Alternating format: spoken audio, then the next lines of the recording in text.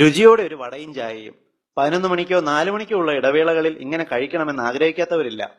വടയിലെ എണ്ണ കഴിച്ച് കൊളസ്ട്രോളും വണ്ണവും വെറുതെ കൂട്ടണ്ട എന്ന് വിചാരിച്ച് ന്യൂസ് പേപ്പറിന്റെ കഷ്ണമെടുത്ത് വട പൊതിഞ്ഞ് നന്നായി അമർത്തി അതിലെ എണ്ണ കളയും. എന്നിട്ട് ന്യൂസ് പേപ്പർ പൊതിഞ്ഞ് തന്നെ അത് കഴിക്കും.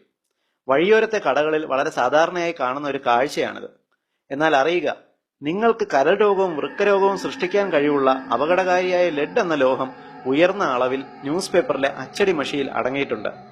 നിങ്ങൾ പലപ്പോഴും അമിത എണ്ണ ഒഴിവാക്കി ആരോഗ്യം സംരക്ഷിക്കുവാൻ വേണ്ടി ന്യൂസ് പേപ്പറുകളെ ആശ്രയിക്കുമ്പോൾ അപകടകാരിയായ ലെഡ് ഭക്ഷണത്തിൽ കലരുകയും ഫാറ്റി ലിവർ രോഗമുണ്ടാക്കുകയും ചെയ്യും.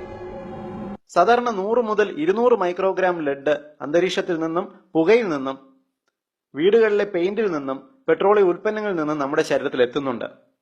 300 മൈക്രോഗ്രാം ലെഡ് വരെ നമ്മുടെ ശരീരത്തിന് ഹാനികരവുമല്ല.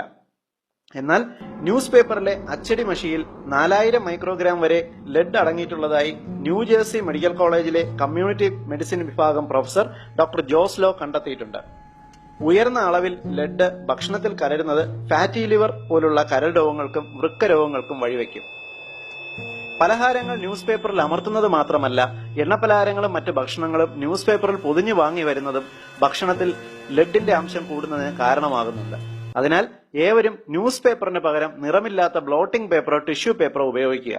അബദ്ധത്തിനുണ്ടാകാൻ സാധ്യതയുള്ള ഗുരുതരമായ രോഗാവസ്ഥകൾ ഒഴിവാക്കുക.